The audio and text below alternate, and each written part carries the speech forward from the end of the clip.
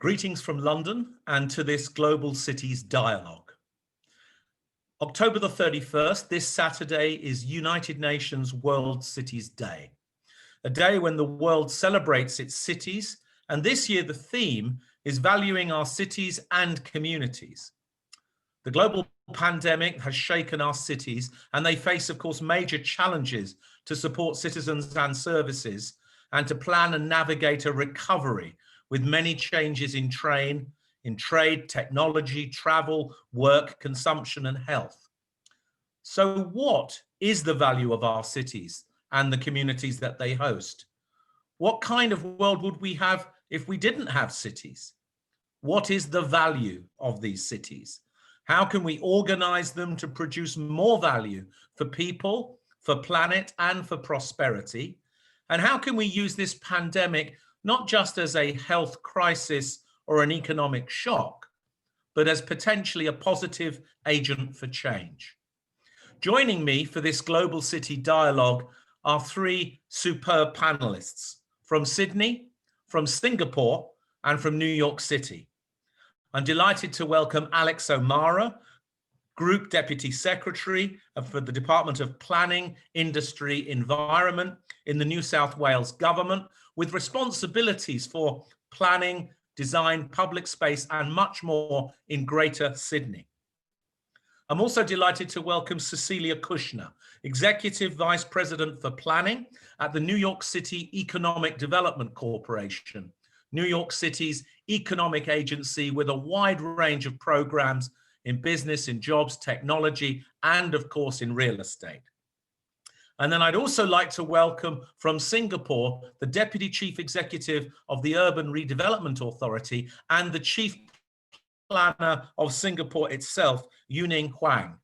Now, normally I'd ask you to give them a big round of applause, but because this is a virtual event and they won't be able to hear you, we won't do that. But let me just tell you, we're so delighted to have these three speakers with us today. The format for the webinar is going to be this. I'm going to ask a few questions, but I'm hoping the conversation will just take off between these three global experts.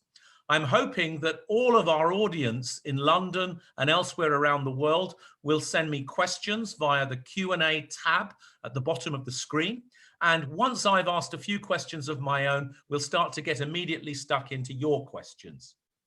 We're deliberately today celebrating cities and looking forward to World Cities Day on Saturday, so I won't spend all of my time asking the panelists what's terrible and what's going wrong in their cities.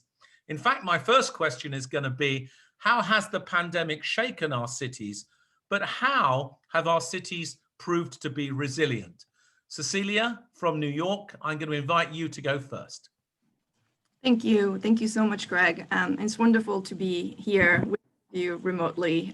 It's morning here in New York City, so it's great to begin the day to talk positively about New York City. So it's been quite a big transition for us. Like, we've been the epicenter of the global pandemic, and we saw during the spring, New York was so known for its just wonderful energy, and the colliding of people just kind of come to an halt. And really, like, the main focus during this entire time has been to take the global pandemic under control. And for us, it really translated into being able to manufacture a lot of the medical goods that were necessary to do so within New York City.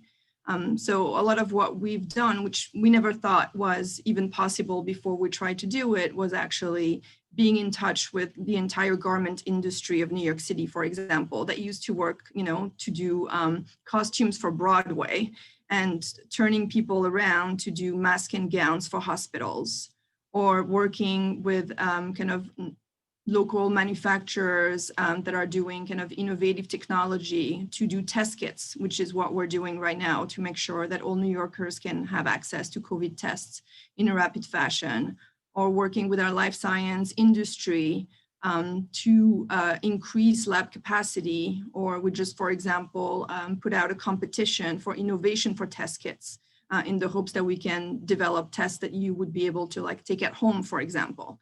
So it's really been harnessing what makes New York a great place, which is kind of like innovation, the fact that we have multiple industries that are in like extremely close location to each other, and that there's a generally can-do attitude that comes from a history where we've had to become resilient after 9/11, after the Great Recession, after Superstorm Sandy. There is a little bit of a muscle memory when something really hard happens of like, how do you take yourself by the bootstraps and just try to resolve the issue.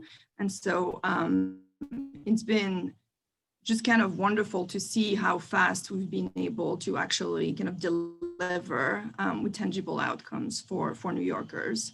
And so now is how do you, now that like we're really turning from dealing with the pandemic and basically having to resolve an issue that needs to be resolved like yesterday, to how do we think about long-term recovery and what the future should be. I think there's a lot of thinking about how, I think in the spring, everyone just wanted to go back to normal. And by normal, people meant, you know, February of 2020.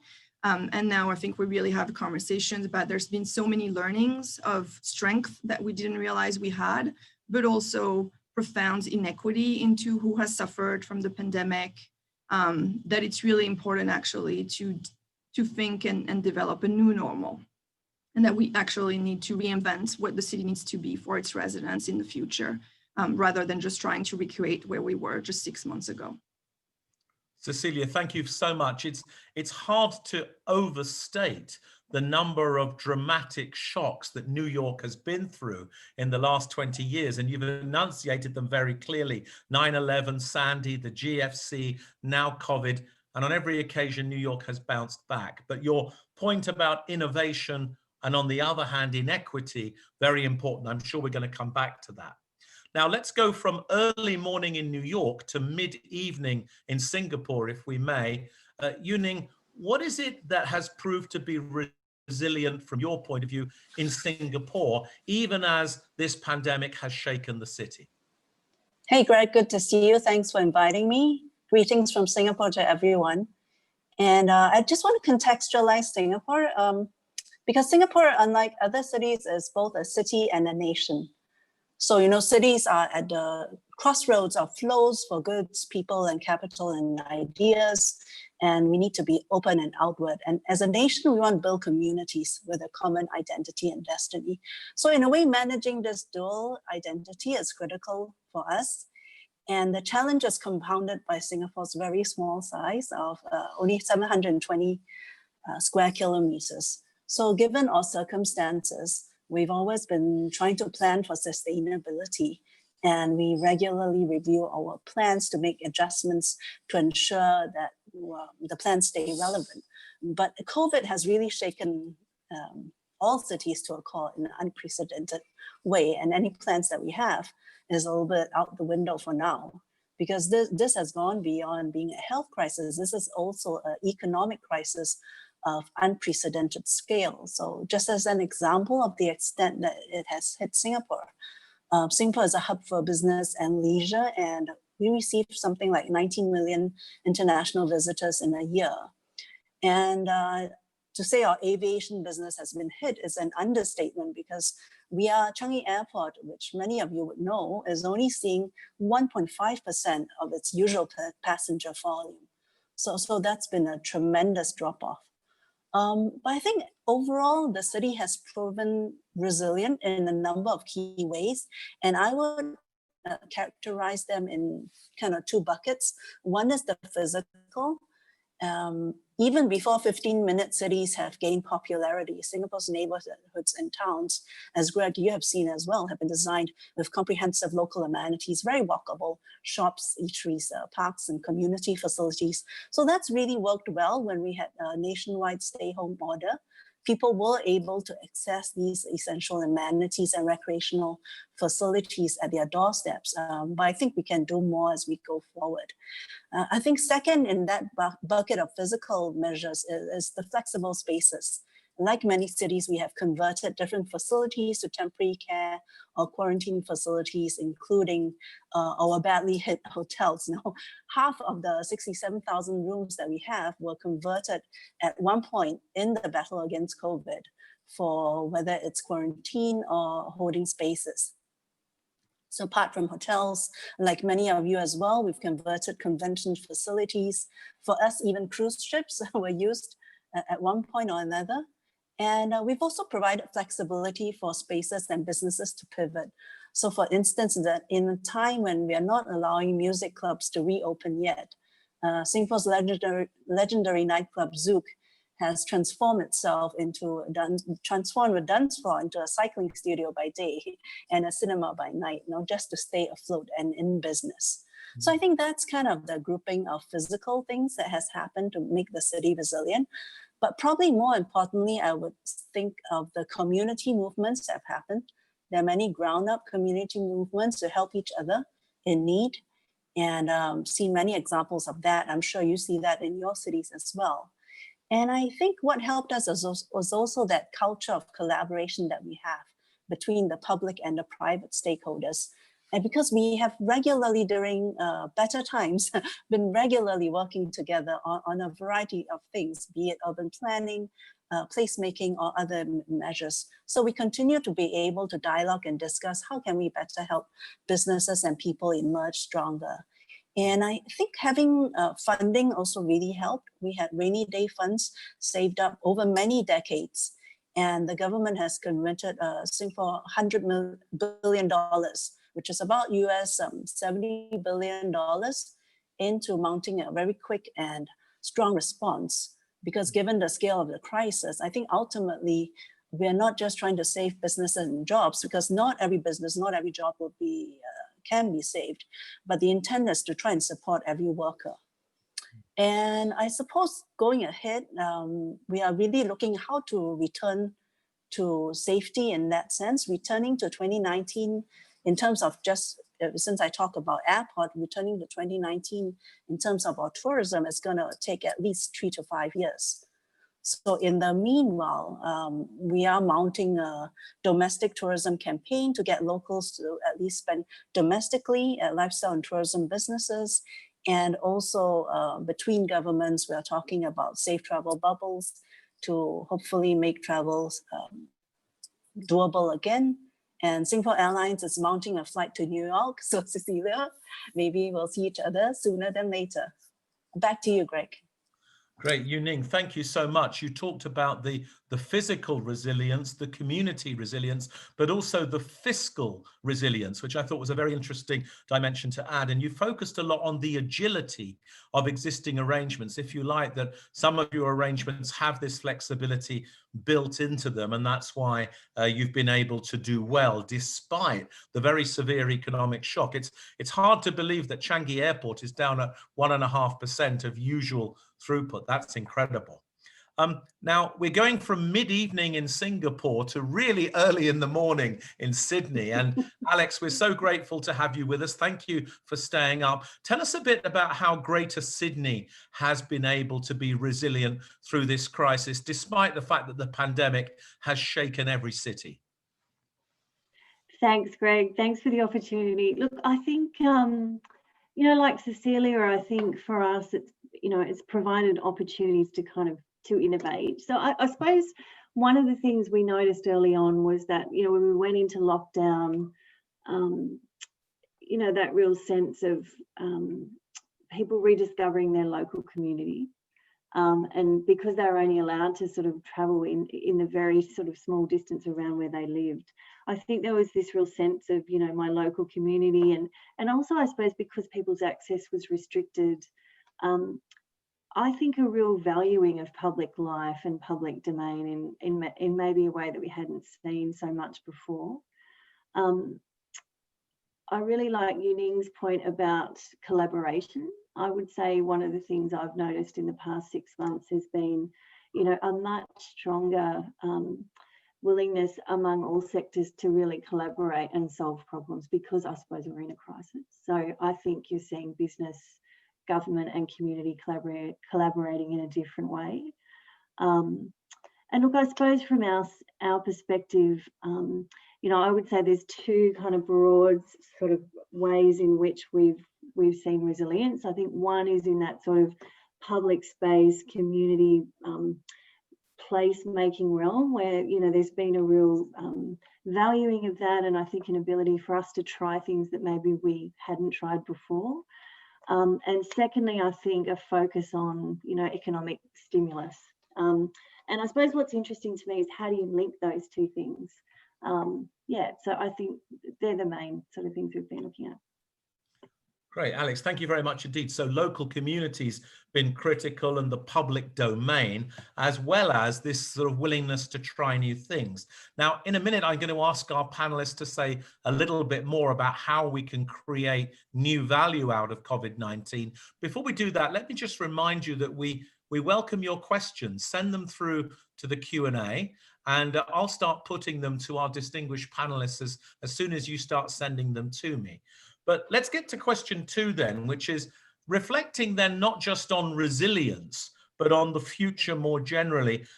Can we use COVID-19 to drive new positive change and create new value for our cities and our communities? And in what ways can we do that? And Alex, we'd like to hear from you again, and hopefully you might show us some of the things you've been doing as well. Absolutely. So I've got a couple of slides just to give you, for those of you who haven't been to Sydney, I thought it might be easier to see it while I'm talking about it. So I've just got a few images. If you go to the next slide. So one of the first things we did in response to COVID was a tactical urbanism program to basically push money out to local government to transform local streets. And the reason we did that was because we knew that people's access to safe public space was restricted. And we were trying to create more public space as quickly as possible. If you go to the next slide, we put lots of free resources online and we showcased what we'd seen already across local government pre-COVID and said, this is what you could do in response.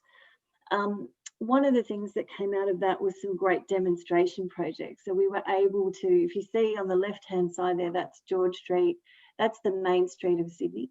And for a long time, we've been trying to get the government to close that to pedestrians, to close it to enable more pedestrian access.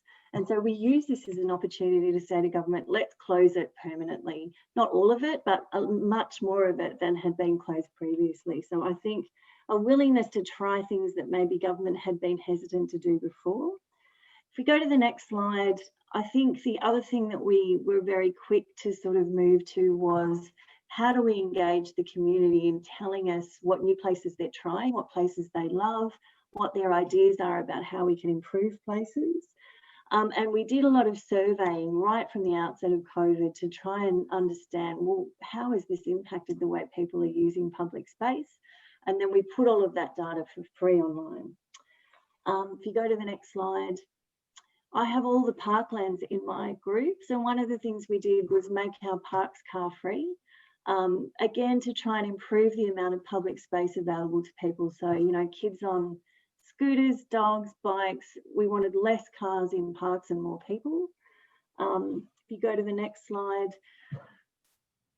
this is what I was touching on before, that sort of sense that, you know, how do you drive economic stimulus in a way that creates a positive legacy? So in Sydney, for those of you who've been there, you might have swum in one of our beautiful ocean pools. And actually, most of them were built in the Great Depression.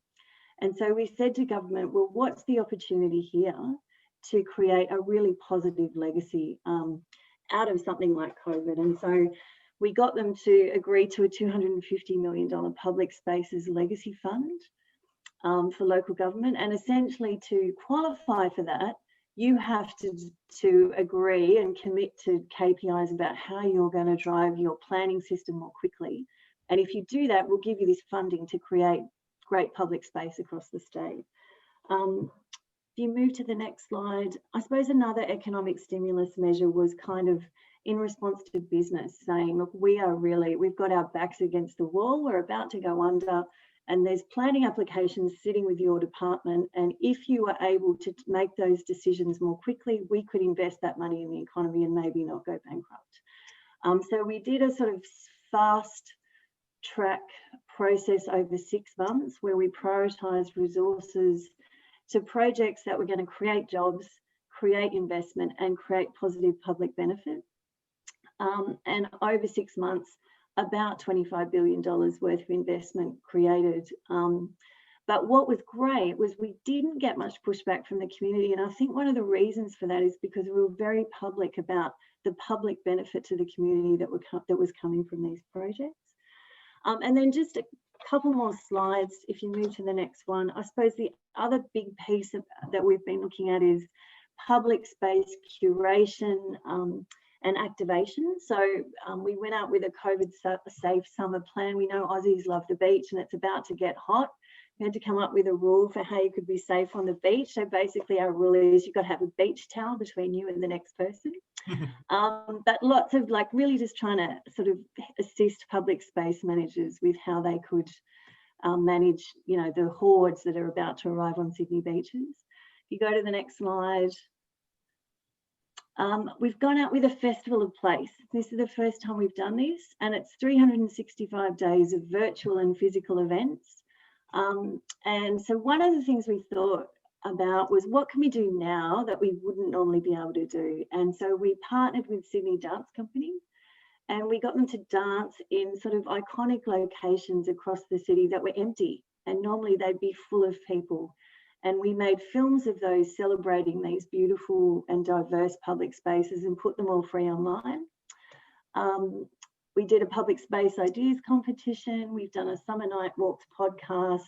Again, like trying to find ways that people can engage with public domain and public space while they can't be out in it in the way we'd like them to be.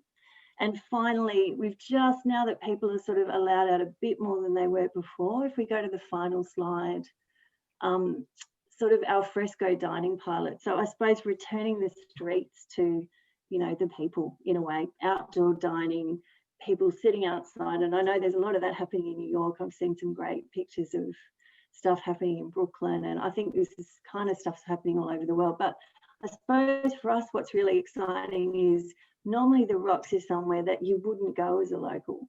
It's normally just jam-packed full of tourists and people, you know, locals kind of would go other places. So in a way, it's kind of us rediscovering these beautiful parts of our city and really enjoying them in a new way. So yeah, that was it from me. Great, Alex, thank you so much. There's so much in what you said about Sydney reclaiming the city for itself. And as I know, because I've learned from you over many years, Sydney is quintessentially an outdoor city, a city that indeed, even before colonial times, was a great outdoor gathering place. And it sounds like you've really used COVID-19 to reclaim that part of its character and to really focus on it. The festival of place, the dance locale, and all the rest of it sounds fantastic. Essentially using the pandemic to do things you wouldn't otherwise be able to do during peacetime, if I may put it that way. Taking experiments that are bold and creating a legacy is what you said. Let's go back to New York now and invite Cecilia back into the conversation. Cecilia, when you think about the pandemic and you think about driving longer term positive change and creating new value for New Yorkers, in what ways have you been thinking about that? Yeah, so similar to Sydney, there's been a reinvention of the public realm. We passed an executive order in May, like right before the reopening in early June, that allowed restaurants to just occupy the sidewalk in front of the store, the restaurant itself, and also, which is something that we would not have been able to do so before, the parking space in front of them. And so what we've seen is like every street completely changing, and something that was like a very strict legal separation of public and private, and where you were allowed to do commerce and where you meant to be in the public realm and defining public as no commerce, has completely been shifted. And it's been so popular, both because it's shown that it really allowed small businesses, restaurants, bars to survive throughout this entire time, but also gave people a different opportunity to use them that they never had before. It's grown so popular that New York announced last month that we're going to make it permanent. So really now going to change the law so that it is possible for restaurants throughout the city to be able to use the parking spaces that is in front of them, which again is something that, like, absent COVID and the enormous kind of economic pressure it put on small business, or the pressure it put on all New Yorkers and their desire to be outside and be able to socialize outside, would never have been a possibility. So it's kind of like a planner's dream come true that is finally upon us. So that's wonderful.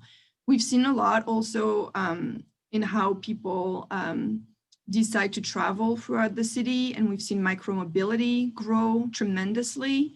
We are a subway city. This is how people move, and we're a large city. So this is generally taking the subway is the preferred mode of transit, and very few New Yorkers own cars. And so we've seen people biking at tremendous rates.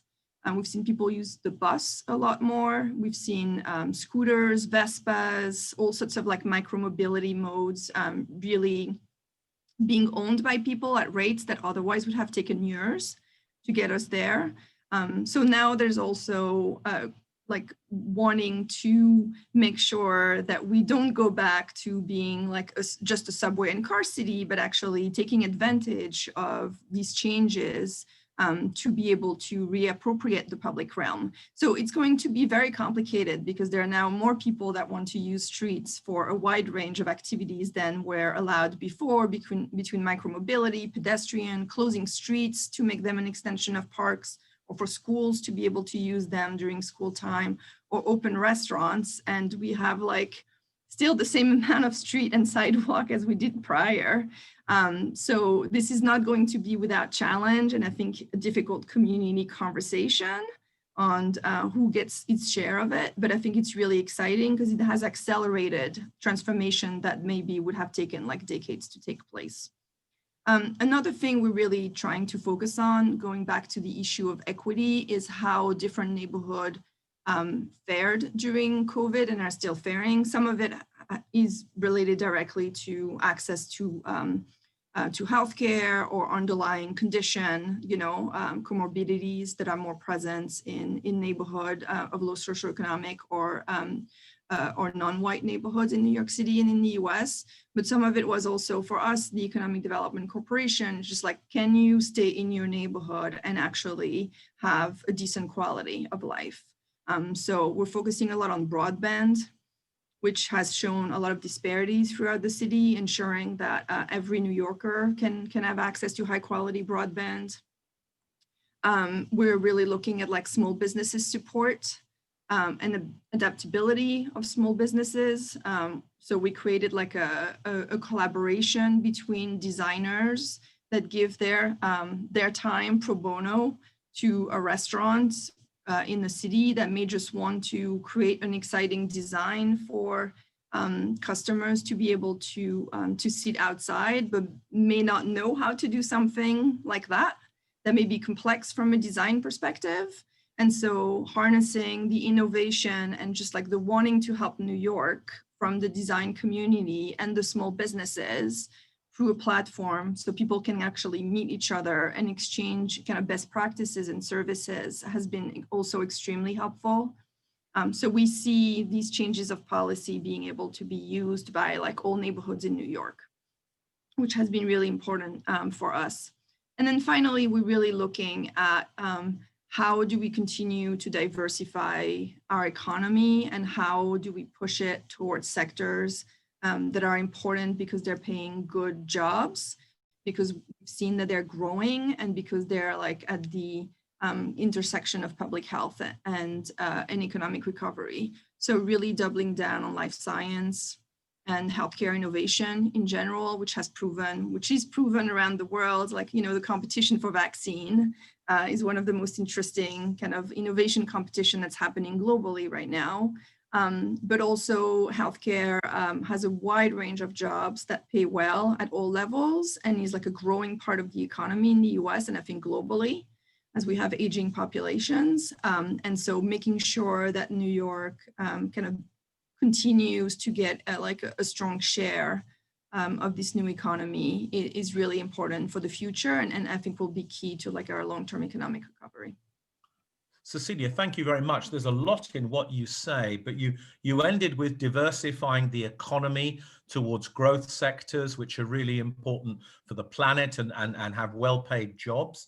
You talked a lot about overcoming digital exclusion by making sure that all communities have access to broadband and digital technologies. And you spoke a lot about micro-mobility as well, all of the new forms of transport. But you really began with this point about reclaiming the roads from the car, just as Alex was saying. And I was thinking, how could I summarize? It seems like we're moving from roadkill to street life. That might be a way of thinking about it. But I want to hear what Yuning wants to say about this. So Yuning, the question is, can we use COVID-19 to really drive positive change and create new value in our cities? And if so, in what ways can we do that? What's your view of this from Singapore? Here in Singapore, we're really trying to discern what are in a way, the long-term impact from COVID. So I think the stay-home orders and working from or near home has really primed us in our imagination to live in a different way. So there's so much more potential our neighborhoods can bring and play a bigger role. And in the past, neighborhoods have been more, a place you go back to, and there's a lot of community and social facilities. But now it's being reimagined as a place for work as well. Either you're working from home or near home if your home is not super conducive for working. And from there, can we build co-working spaces in the neighborhoods that could support this work from home or near home, and even studying, because we have found that online learning and online working is fairly effective for a lot of activities. So these spaces could be maybe not just for quiet work, not just for study rooms for collaboration, and because the best co-working spaces are not just about providing spaces, but supporting a community. So how can we enhance the neighborhood as a place for community, and not just for our downtime and recreation time, but for working and for learning as well? And for many years, we've been trying to bring jobs out of the CBD, or at least redistribute them across a wider area. And I think this COVID has provided an opportunity for businesses to kind of rethink. In the past, everybody wants to be in the CBD because that's the place to be seen and that's the place to be branded. But I think now businesses are all more open, and employees are certainly keen to be working near home or from home. And so those could be co-working spaces in your neighborhood. I think there's room for hub and spokes kind of business location in satellite locations outside the CBD. A question would be, how do we make sure there's sufficient critical mass and good mix of users to make these locations attractive to firms? Because firm location is also about branding and attracting talent. And CBD, but it's not left for dead. CBD is certainly still the place to be in many sense, even as we start to de-densify some of the jobs. I think CBD needs more mix of users to stay vibrant as a 24/7 hub.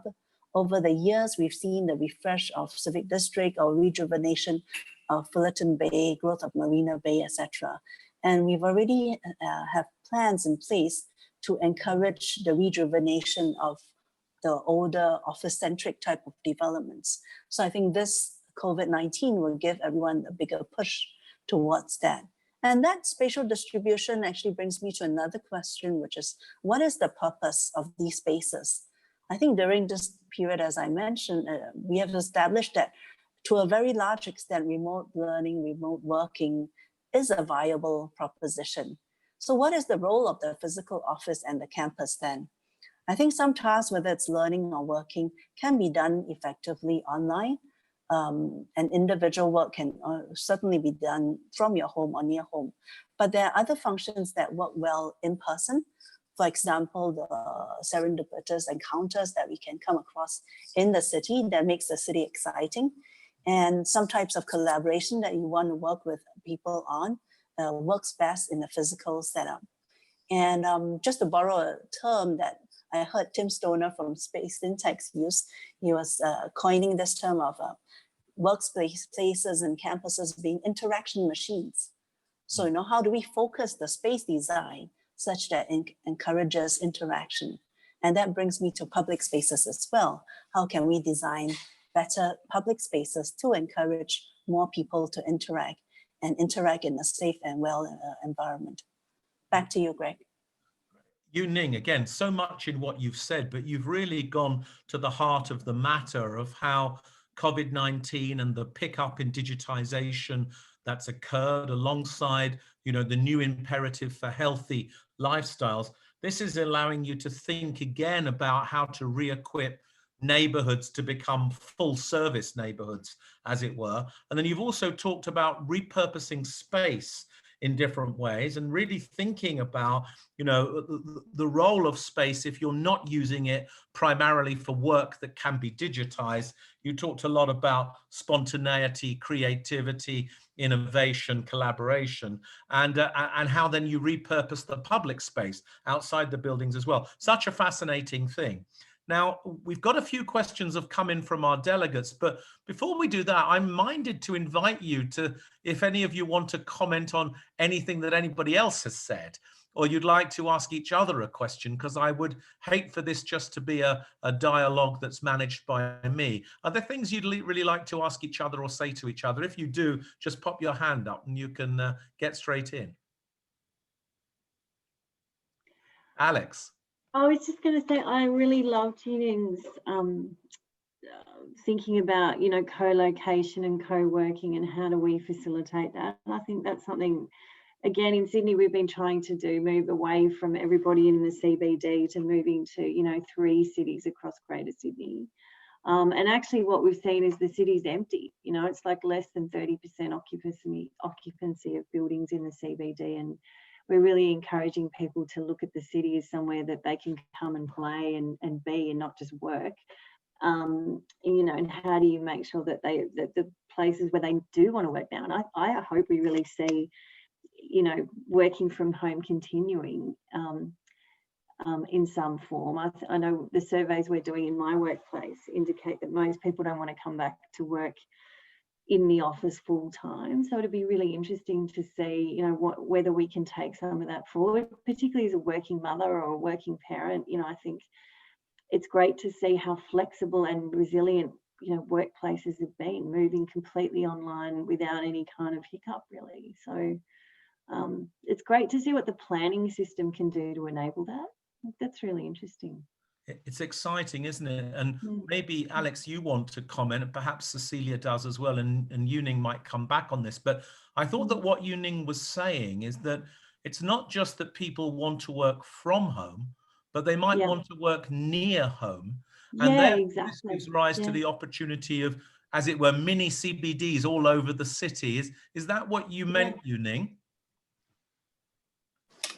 Hey, Greg, I think there are maybe 3 levels of it. One is near home, which may not be full-fledged mini CBDs. I see it more as community working hubs. So they are more like community co-working space, because I don't envision firms wanting to locate in a very kind of neighborhood place.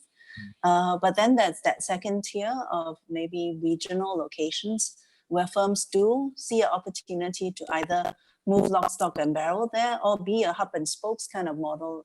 So the spokes could be at the regional hub for people. And that you need a certain critical mass so that you can bring kind of the allied facilities and activities around it to make it a vibrant and energetic center as well.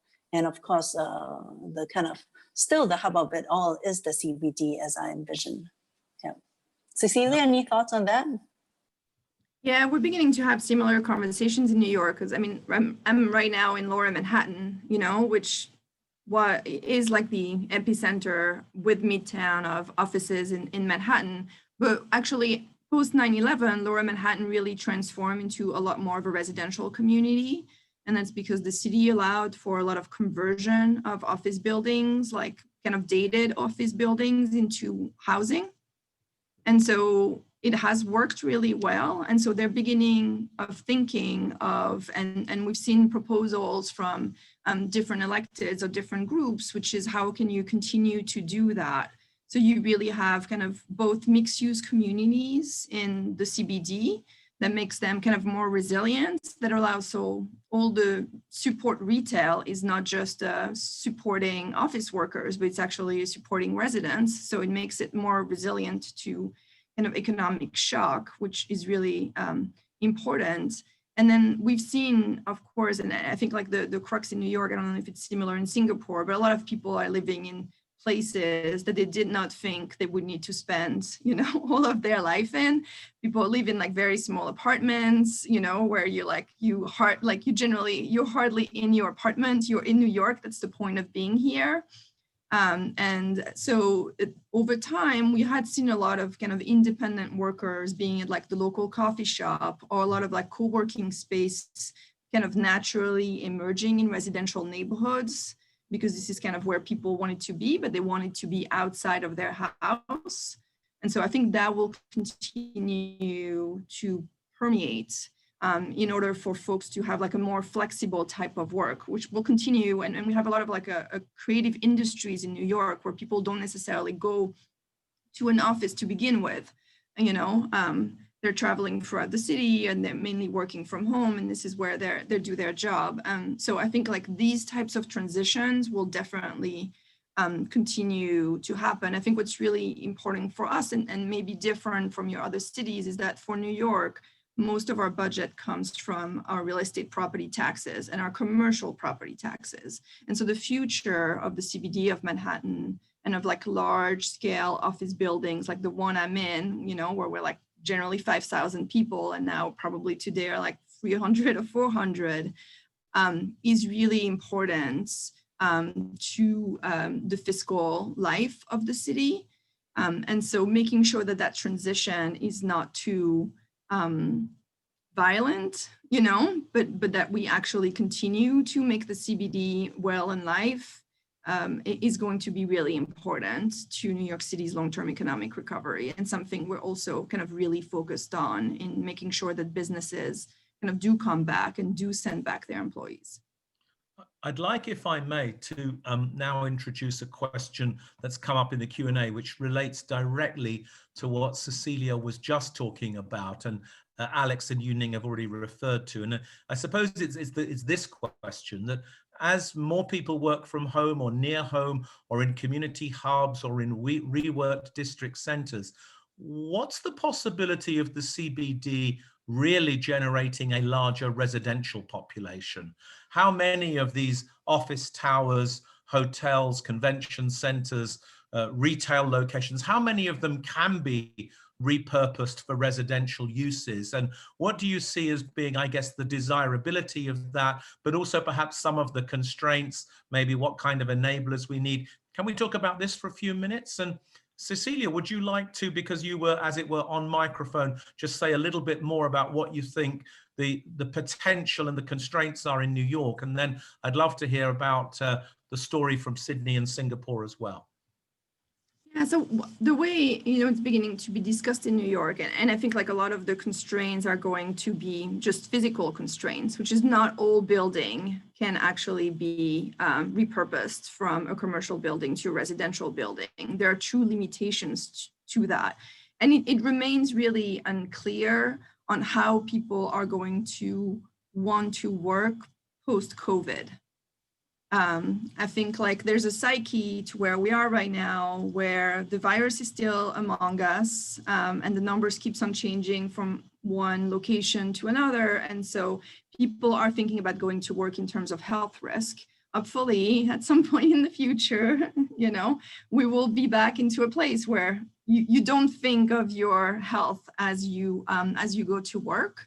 And what we've seen actually is really big employers still making the bet on very large office footprints in the CBD of Manhattan. So Facebook took a lease in Midtown in August for 750,000 square feet. We've seen Amazon take a lease in Williamsburg, which is a neighborhood in Brooklyn, which is kind of at the intersection of like kind of the art and the innovation and the tech industry, for 40,000 square feet.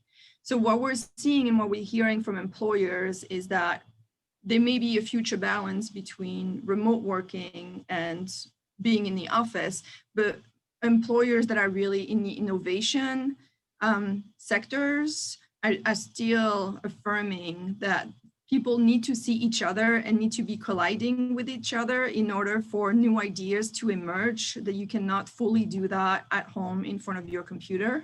And so they are still, and they still believe that New York is the place to do that because of the diversity of its population and the talents that we have here.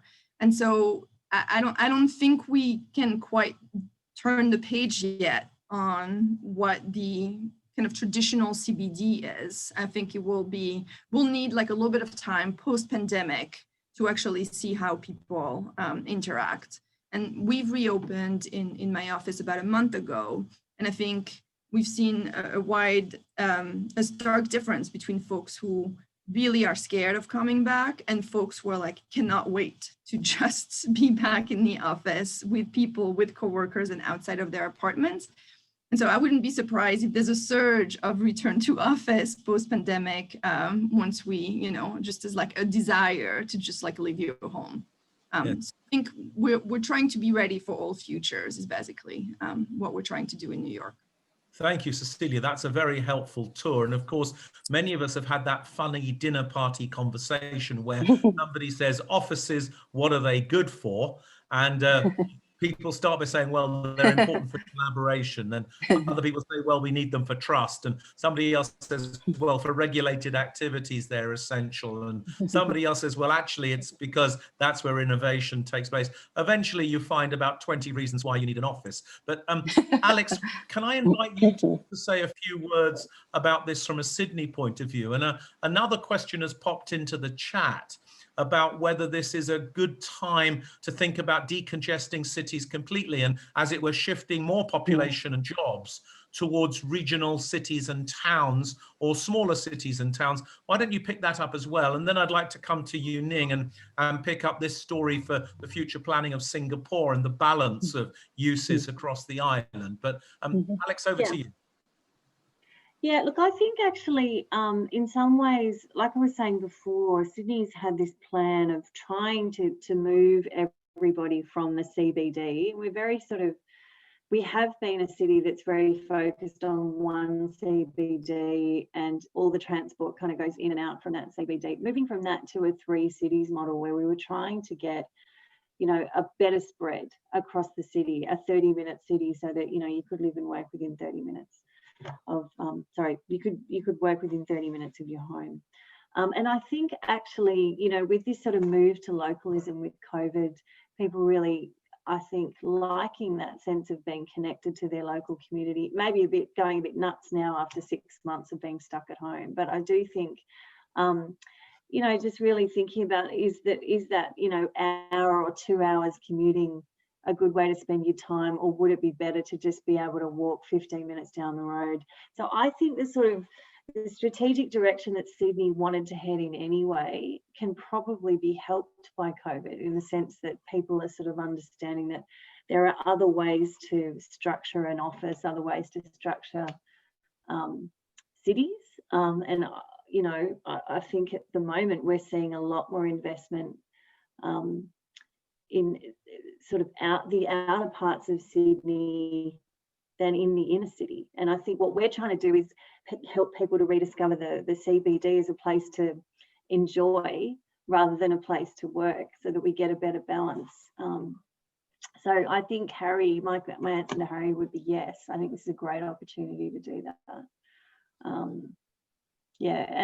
I mean, it'd be interesting to see whether I agree with you, Cecilia, that people probably, there'll be a desire to get back into the office in some way, but I just wonder whether we'll end up going back to every day 9 to 5 or longer in the office, or whether there'll be more flexibility around how you do that.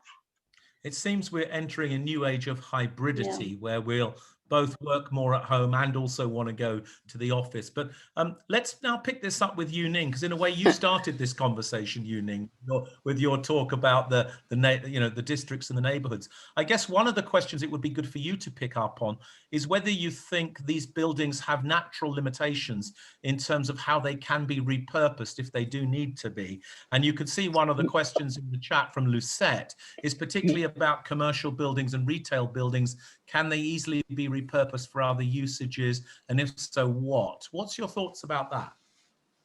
Well, we have been keen to, in Singapore, been keen to see the transformation of the older office stock into residential or more mixed use like hotels and all that.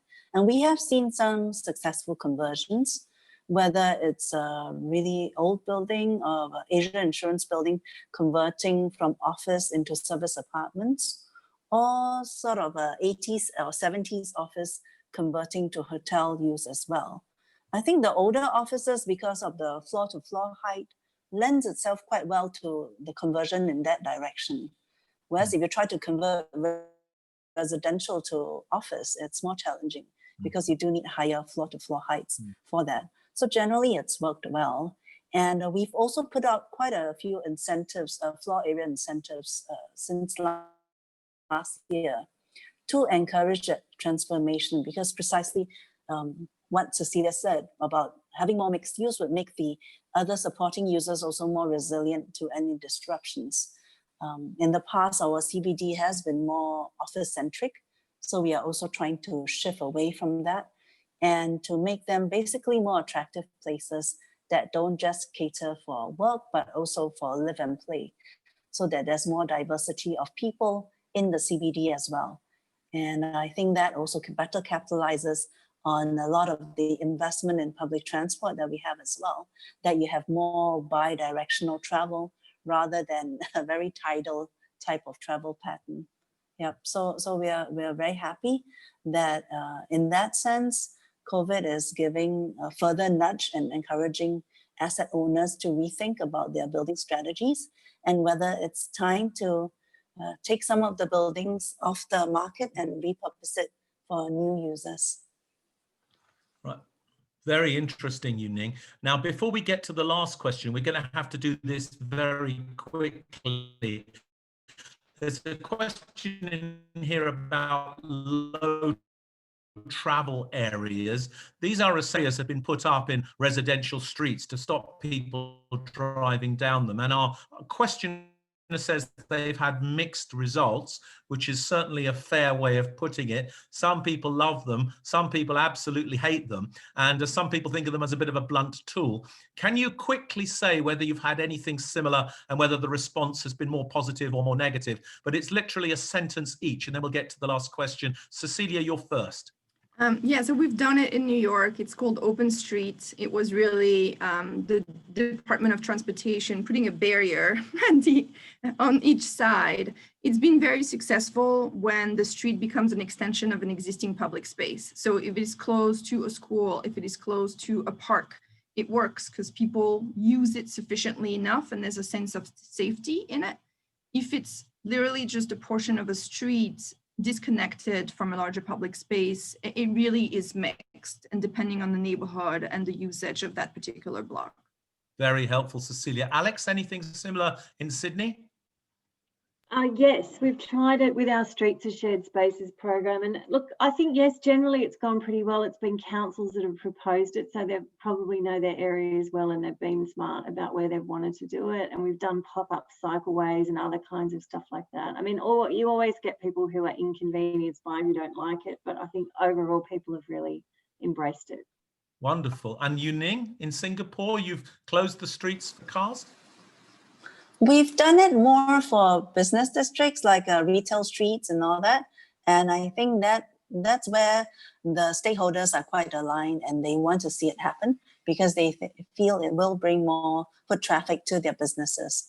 So we haven't experimented much with residential areas. I think there the signals will be more mixed. And unless there's strong support from the residents, we won't go there at this point. Very wise, if I may say. Now we want to come on to the last question, and again we're a bit short of time, but I'd like to start with Yuning and then Alex and then Cecilia. Really, it's to invite you to kind of offer a concluding remark. What's really needed now to optimize this long-term value of cities that we've been talking about creating as a result of COVID-19? Any particular insights on how we can really optimize the opportunity here? Yuning, you're first, then Alex, then Cecilia, and then we'll say thank you and goodbye. Well, I remain very bullish about cities and hubs. And as we've discussed in this conversation, the collective experience it can provide, the richness that it provides people in the interactions. And with COVID-19 making people more selective about travel, whether it's international or domestic, I think we do really need to strengthen the city's distinctiveness and thereby its attraction as a hub.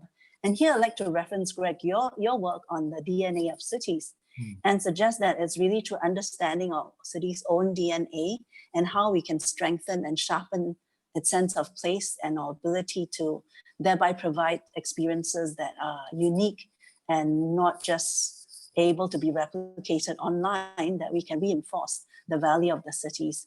And I guess with health and wellness coming to the forefront, we really need to look at how these distinctive DNA qualities can help us shape our places with the community as well. So I'm excited about working with some of these, in a way, hopefully once in a lifetime transformations that we'll be seeing in our cities. And also to think about that the value of the city is really about its lovability and how can we strengthen that emotional connection with our city going forward. Back to you, Greg. Great, Yuning, thank you very much. And thank you also for the plug. The book's out in February next year, if anybody wants one. Alex, over to you. What do you think's needed to optimize these opportunities? Yeah, I suppose it's taking the momentum we've got, and particularly the things we've tried that have worked, and making sure that we build that into the way we do things in the future. So, there's things we're working on about, valuing frameworks, a new design and place policy that kind of starts to code into our system some of the things we've learned, a public space charter. So I suppose it's taking the experimentation we've done and really trying to lock that into the system. And I think, like Yuning, that sort of celebrating our places and public spaces, what people have learnt and loved about them through this period, and really, continuing to celebrate that. Alex, thank you so much. And Cecilia, the last word for you. I think for us, it has been, how do you make a decision? Each time you make a decision, make sure it's a decision that's adaptable, and really thinking about like risk management as a lens by which you need to think through every single decision you make in the public realm, or in what buildings should be or where there should be.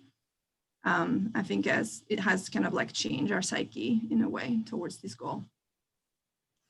Great. Well, thank you very much. Ladies and gentlemen, we've been talking in respect of UN World Cities Day, where the focus is on valuing our cities and our communities. It's been an absolute honor for me to be here with Yuning Huang, Chief Planner of Singapore, Cecilia Kushner, Executive Vice President of the EDC in NYC, and Alex O'Mara, Group Deputy Secretary for Planning in the New South Wales Government with responsibility for Greater Sydney.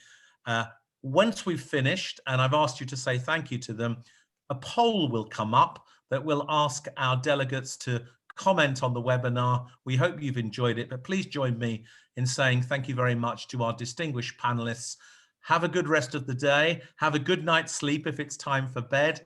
And we look forward to seeing you again. And let's celebrate our cities and our communities this Saturday for UN World Cities Day. Thank you very much indeed. Thank you.